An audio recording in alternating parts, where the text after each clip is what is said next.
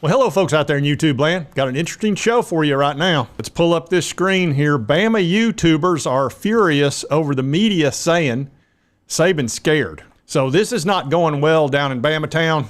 They're not appreciating it at all. And I'm going to show you some of that. And I'm also going to show you what's kind of got it all started. Basically, as you know, the SEC's been deciding between an 8 and a 9 game schedule for 2024 and beyond. They wound up just doing 2024 as a stopgap as they bring in Oklahoma and Texas. Now, Saban has been a guy that's been pushing for 9 SEC games for years and years. Well, it got leaked out that the 3 teams he'd be playing would be Tennessee, LSU, and Auburn, and that'd be their permanent opponents. Then they would play another 6, and then the other 6 the next year. And he didn't like that. He didn't feel like that was fair, that was kind of too much of a gauntlet. That's not fair! Don't raise your voice to me. And he kept saying, you know, Tennessee and LSU and Auburn are better than what their record's been the last several years or whatever. But that was sort of his point. And so some people are saying that he's scared because of that. And that's gotten back down into Alabama town, and they're not appreciating it. But I'll show you the thing that I think got him rolling the most. And that was this on, it's called That SEC Podcast, and Paul Feinbaum had him on his show, and they were discussing this. Looks to me like Nick Saban's afraid of the competition. He's running for the hills because Kirby Smart and Georgia are taking over the SEC. And I think that's a short-sighted approach, Paul, because last time I checked, Alabama plays LSU, Tennessee, and Auburn every year. And I realize we're getting away with the divisions, so maybe he was hoping to escape those top-tier programs facing his decaying Alabama program, I should say. But the thing that he's overlooking is we're getting away from the SEC West. We all know that's the toughest division in all of college football. And if they got to play LSU, Tennessee, and Auburn, well, guess what, Paul? They get to drop A&M. They get to drop Ole Miss. They get to drop Arkansas and insert Vanderbilt, Kentucky, and Missouri. So at the end of the day, I think it all evens out, and it's not just Nick Saban having to face these 3 teams. It's the entire league. So I think he needs to get with the program, and you know, that to me is just another sign that you know, there's fear in Nick Saban's voice. Yeah, that didn't go over so well down in Bamaville. Not at all.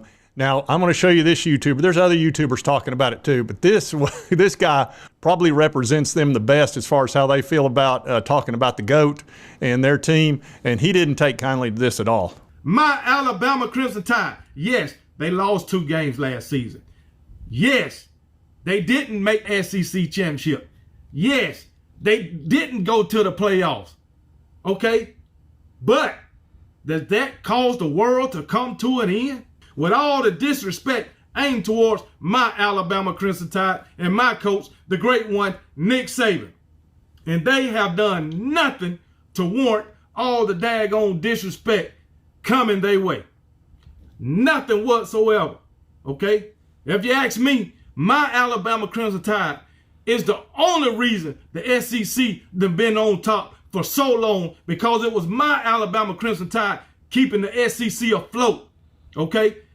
Before the playoff era and during the playoff era. I don't give a that Georgia done won 2 national championships back to back. I don't give a okay? If it wasn't for my Alabama Crimson Tide, the SEC would have been an afterthought until 2 years ago when Georgia finally decided they wanted to win a national championship. So for all this disrespect to be aimed toward my coach, the great one, and my Alabama Crimson Tide is disgusting. Paul Feinbaum, I miss Paul Feinbaum Friday. But anyway, this clown act on there called Michael Bratton. He's supposed to be some kind of SEC analyst. I don't know what he is, and I don't know how he get his information or where he got it from. This guy named Derek Peterson, for writing this article, freaking listen to what he named it. Nick Saban, afraid of competition, has decaying programs. Nick Saban ain't never been afraid of competition, ain't never been afraid of nothing. Everybody making a big deal because Nick Saban wanted to stay at 8 games. He ain't the only coach that wanted to do that, okay?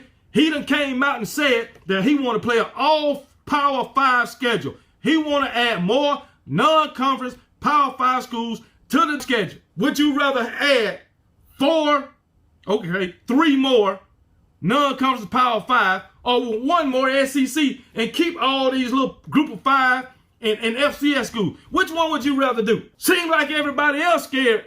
To me, all they want to do is add one more SEC school. They don't want to add 3 more Power 5 non-conference schools. They don't want to do that. Yeah, I think he represents a lot of people in Alabama feel they don't appreciate the whole Nick Saban is scared and all that. And I don't actually think he's scared. I just think that the guy wants to win so bad that everything that Nick does, he must win. And he tries to beat you on the first tee, too. You know, when he's setting up the bet, like in golf, he wants to make sure he gets one up each nine. Tiger, here.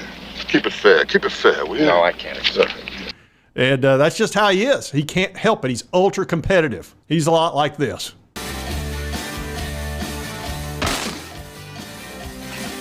Yeah, he'll throw that snowball 100 miles per hour at you. It doesn't matter. There's no in between with him. Anyway, I just thought this would be fun to take a look at this and see how upset everybody is. If you like this content, be sure to hit that like button. Let's continue to cover the Vols and, of course, all our SEC opponents and all the fun stuff on YouTube. And if you've not subscribed, it's right here on your right, my left. Just boop, hit that little button. I would appreciate it. And right over here's my most recent video that YouTube thinks you'll enjoy. And we'll see you next time on Sports Talk Jay.